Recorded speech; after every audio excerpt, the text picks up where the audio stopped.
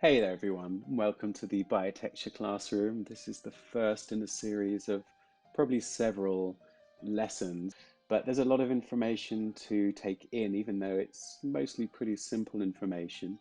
There's a lot of different things to take into account.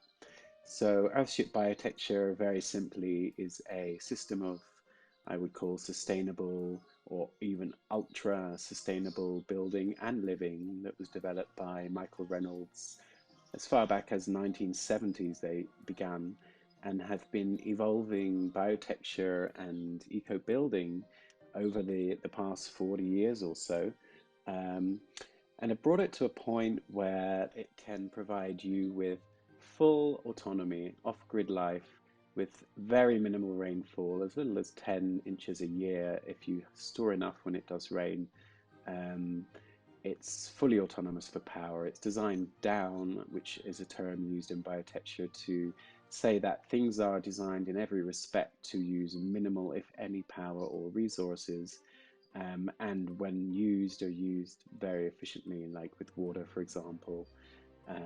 In biotecture, water is used up to 4 times.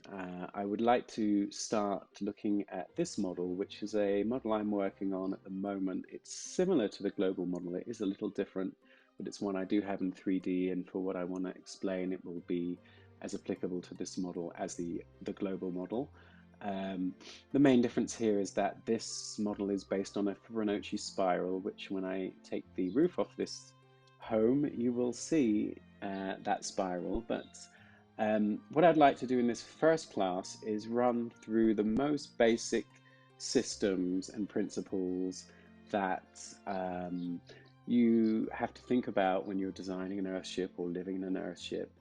And most of these are visible and things I can point out to you very easily. So I'd like to go through some real key um, structural points on this design. You can now see it from the top. So let's kick off with a few things that look different.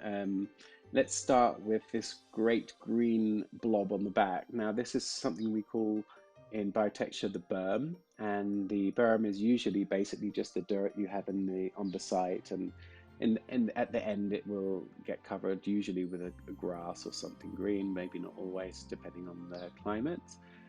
But this berm completely surrounds the entire back and sides of the Earthship, and in particular, this side here is the west side, which this particular design is something we are designing for a very hot climate. It's probably one of the first things I should say. The global model is something that um, is not a exact model for every location. It's a starting point, and from there you have to look at the climate and the location within that climate and the immediate surroundings.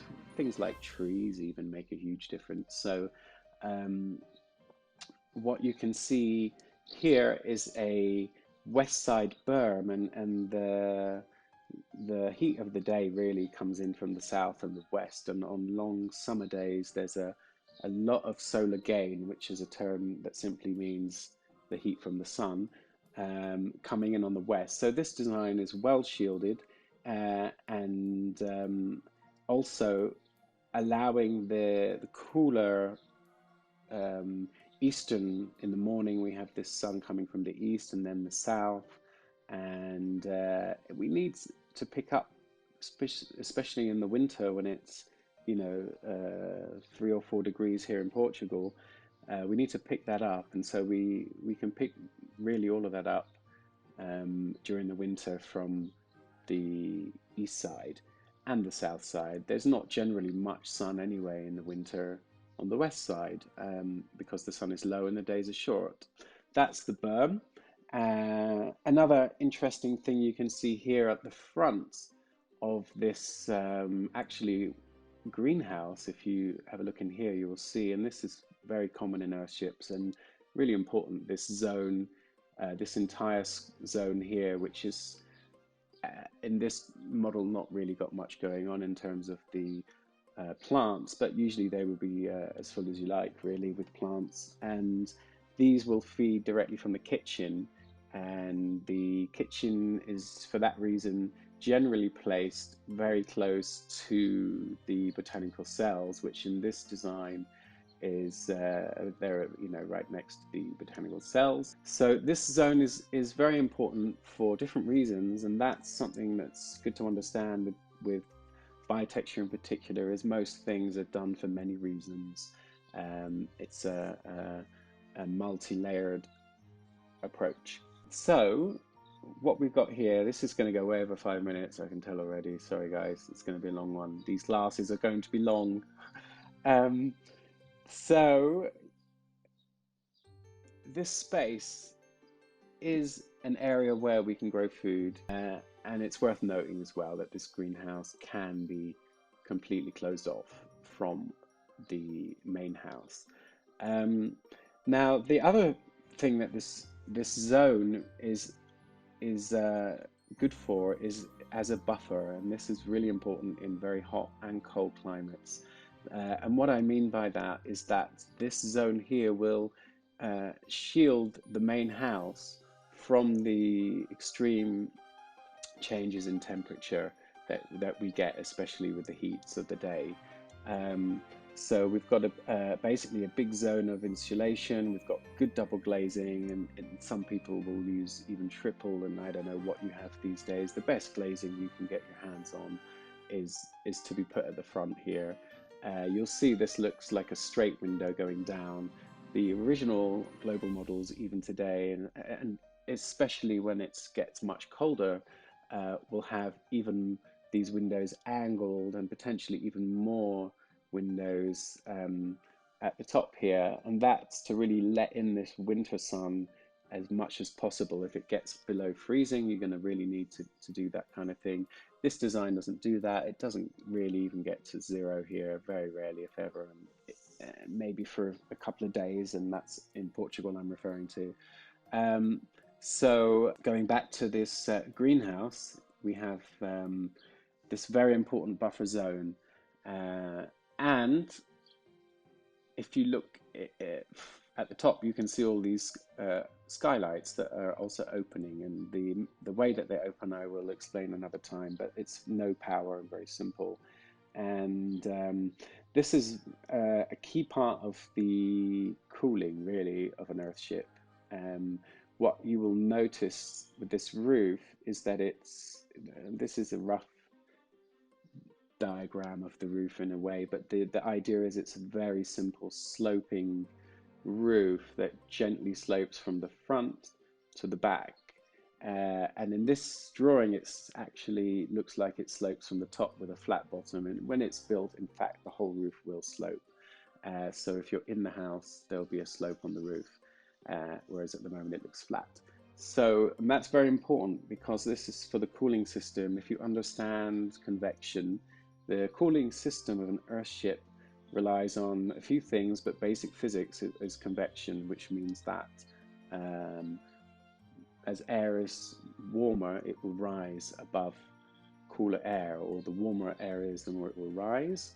In the global model Earthship, the warm air will generally rise in this direction because the roof slopes. And what really drives the cooling system are these skylights, because as convection currents love to do, and that's one of the reasons they're placed on the roof and not on the side here at the front. This really is the best position for them, whereby the hot air of the greenhouse, and very importantly the entire house, will vent out of these skylights. And when they do that and the door is shut, you can see these silver pipes here. These silver pipes are called cooling tubes. They run right through this at least 4-foot depth berm, which in fact even has, what you can't see here, insulation in it, which further keeps this earth here cool. And these pipes are a good 10 or more, even 15, 20 foot long, and you can see, as you can see, they look green because I haven't updated my model, so I'm gonna just get rid of that.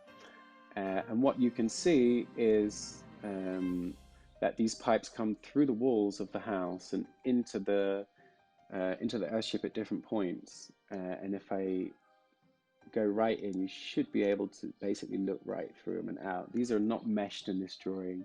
They would be protected from bugs and that kind of thing. Um, the main thing is that they are able to draw in cool air, naturally cooled air, as you can see, using no pumps, no power, just the simple thermodynamics, simple physics, and good design. Um, as the air vents and the doors are all shut, like you would do with an air conditioning system, that same mentality you should have. It will suck cool air in through these pipes. You can see them there going through the berm and into the home. It works. Um, these work very well. I have installed cooling tubes in 2 places in India. I've never done them this well, even, but I've sat next to them and felt the cool breeze just coming out of them. It's a really great idea to have social spaces right next to those pipes. And you will notice in the bedroom on this design, and the bedroom is, uh, in fact, I'm going to just pop the roof off at this point. And what you will see if we go on a plan view is is the bedroom over here is sectioned off, and it's kind of a heart shape or half a heart shape. But this bedroom has its own cooling tube and its own skylight. And that you can see the skylight is positioned over the bedroom there. So that bedroom should be pretty easy to regulate the climate and keep it nice and cool, despite the fact, and this window is a bit oversized. That was something I should fix, but good to mention because when we're doing this design work, it's good to remember that it's relatively easy to shield the sun coming in here from overheating the space up. So this window on the inside would not only have a curtain, but potentially if it gets really hot, my favorite are Venetian blinds, which are adjustable so you can let some light in. But I would have probably silver shielded. You can buy kind of silver rolls of insulation. It's a silver reflective material, and they will reflect a good 96% of radiation back. So it's pretty easy to shield yourself from getting too much heat in there. Whereas if you haven't got the windows, you can never really bring it in. So this is nevertheless a bit of a weird window. One of the differences between biotecture and, I guess, architecture is the focus on really performance with biotecture. Architecture these days are picking up a bit more on performance, but not like this. The design is more important, and the shape and proportions are more important than the look. And so a global model needs to work by letting the sun come in through these windows. You'll notice there's windows also on this wall as well as this wall, and that's real important to let that sun through as much as possible and reach this wall, which is a tire wall. You can't see the tires, but this is a tire wall, and it's tires filled with earth, basically earth rammed to a good 90+% compaction. It's a 2 foot thick, very, very heavy, high thermal mass wall, and thermal mass is the key word for biotecture, and it means it's got the ability to hold and store a lot of heat from the sun. But the sun has to reach it in order for it to, let's say, charge up. And this is most important for winter. It also applies to summer in a way, but it's more insulating this space from outside than actively heating it up. Whereas in winter, these walls will be your heating system.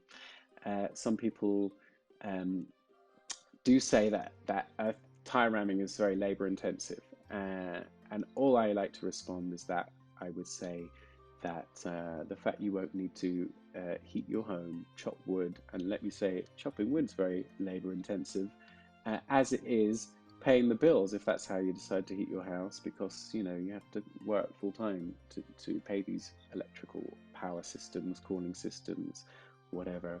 So this wall, I believe, could be completed in a space of a couple of weeks with a good crew of volunteers and happy people. That's how I've built tile walls, and they are so useful. They're so good at what they do. And let me tell you, there's a list of at least, I think I've written 12 amazing, important things that the tile wall is good for. In fact, let's say that the tile wall is what defines it as an Earthship, really, and lends it to being a high performance building. Yes, it can keep you very warm and cozy without any additional heating, even in the snow and beyond sub-freezing temperatures, if designed properly. And because of its size and nature, it doesn't need a concrete foundation. You can put these walls virtually directly on the ground. They tend to go on a lining, but there's no concrete needed down there. They are, for that reason, also earthquake proof. When the ground shakes, there's no foundation to crack, there's no subsidence, there's no fire risk. They are absolutely fireproof when earth rammed, and especially when they're plastered over on top of that. These walls are indestructible, really, if you get a big old sledgehammer, which I have done, and start hitting these walls before they're plastered. Obviously the final layer, that skin will come off and get damaged, but these walls, you could stand there all day long, really, and pound them with a big old 20-kilo sledgehammer, maybe 10. Anyone who tries that with any other kind of wall is going to destroy the building. They are so much stronger than anything I've ever seen. So that's a few reasons, but what we're focusing on here right now is this thermal mass and the shape of the building. And so because it doesn't get too cold here, we're allowed to go quite deep. Generally speaking, in a climate where it does get quite cold, these tend to be more rectangular, long rectangles rather than squares or deep buildings. When it gets hotter, you want that depth to allow this sort of shading, and especially when it doesn't get cold in the winter, it's generally warm or hot. So this building's a little deeper than the usual global model, and that's fine, I hope. Until it's built, we cannot say, but I think the climate here, it doesn't get that cold. So it's deeper than usual, but the winter sun does get in, and it does get some solar gain. And I would probably anyway put a small fireplace in, which would be more of for a luxury and comfort and coziness rather than like I'm freezing my arse off, put the fire on. So that's the main wall here that we're talking about, this big spiral, and it's also a relatively easy structure to make once you've figured out how to draw a spiral on the ground, which also isn't that hard with a bit of sacred geometry math. I believe this design could perform very well in Portugal. This is something that I'm working on. It's not finished yet, but I hope to finish it soon, and let's see, build this thing and test it and see how well it does work. So I'm going to stop there. That's already been quite a lot. I hope you have learned something. I am very happy to answer your questions in the comments, and yeah, this has been the Biotecture Classroom #1. There's, as you can see, a lot to talk about. I will try and keep them as brief as I can, and I apologize if I've rambled on far too much, but that's the nature of the business. Have a great day. think about biotecture. If you're looking to build for yourself or your family, or move to a new location and build for yourself, and you're considering the different options, then please consider Earthship Biotecture, because it really is an all-in-one package. There is no other model out there that takes everything into account, that really looks at the not just the building, but the life experience and sustainability in every respect. Most other models just look at materials used and some design features, but yeah. So I hope you found this useful. Let me know in the comments if you have any questions, and yeah, don't forget to subscribe. Was it? And yeah, we'll see you next time.